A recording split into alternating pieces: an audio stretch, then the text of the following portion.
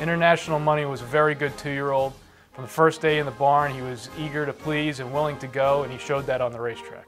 International Money, Snowstorm man over there, stride for stride, photo finish on the line, International Money. Devious man with traffic trouble, far outside King of the Hill, but it's all International Money. International Money will score. It's incredibly rewarding for us to see our passion come to life and fruit on the racetrack, and we're really excited to see his progeny go forward.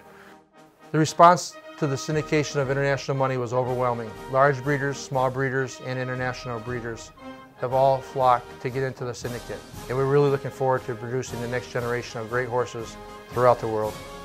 I'm excited because Hanover Shoe Farms has all of the most powerful maternal lines in trotting.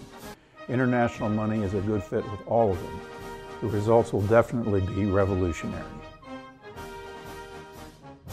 Thank you. Thank you. Thank you. Le cheval du peuple. Merci de votre soutien.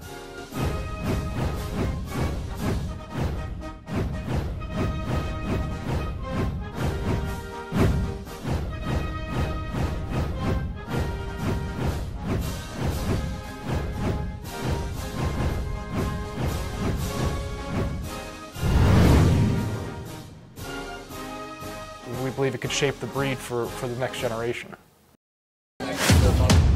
Okay.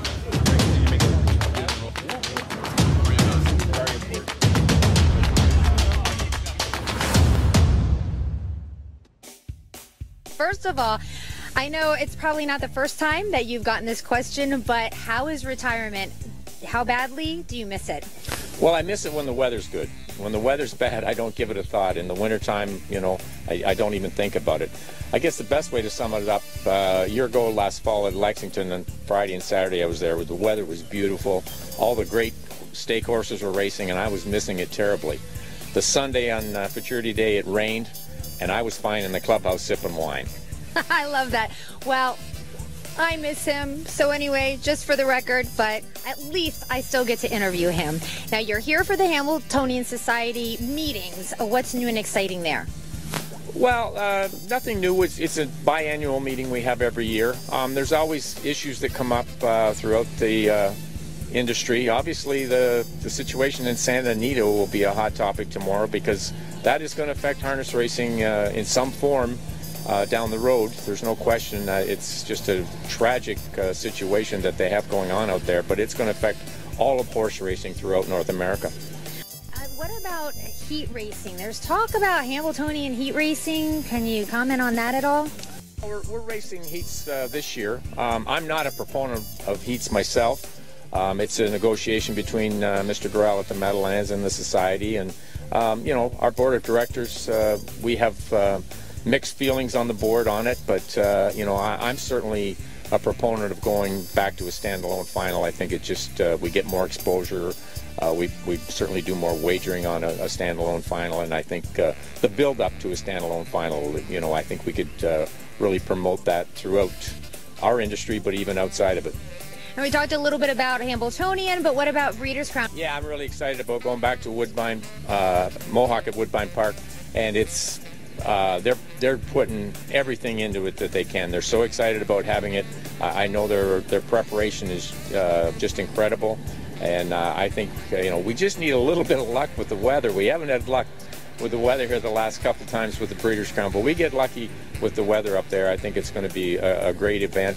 You know, Mohawk, first time they've all been there like this, and it's such a intimate venue to watch the races. You're right on top of that home stretch up there, so I'm really looking forward to this fall at Mohawk. Yeah, I'll tell you what, Mohawk puts on a great party. If you haven't been there for the North America Cup either, I mean, they know how to like really have the fans have a great time. You just came from the USTA meetings, so also the universal rules. How's that all working out? It's actually moving quite well. It's a slow process just because of how we have to go about rule changes, but we've adopted quite a few just different rules that pertain to the racing, trying to get them called the same way throughout North America. And there's a movement in Canada that they're trying to do the same thing, and there's people that are on both committees, so we're going to have, if they're not identical, at least mirror each other very similarly. And the goal in time is to have similar racing rules, whether it be pile-on, whipping, or braking, throughout North America. Now, the USDA has been very cooperative and very supportive of this and passed all the recommendations we made, but now we have to take this to the racing commissions and try and get as many as those racing commissions to adopt it as we can. And, you know, as I said, it's a time thing. It takes a long time, but eventually our goal is to have uniform racing rules are called very similarly throughout North America. Yeah, that would be really nice. It would make things... It would be so much better for the participants, because as of right now, if you see a horse make a break, and as far as the extended run, we have no idea how it's called. And I can't imagine how frustrating that is for the bettors if they see it called one way in Woodbine and Mohawk, and then a different way at the Meadowlands or Yonkers. I mean, so it will help the bettors and it will help the participants. All right. Thank you for being on. I just want to say, oh my goodness, I feel like you're busier now than you were when you were driving all the time, but you're loving this job, right? Yeah, it's going well. It is really going well. I've got a great staff. Maura Fanning is just tremendous to work with, and yeah, I find it quite interesting.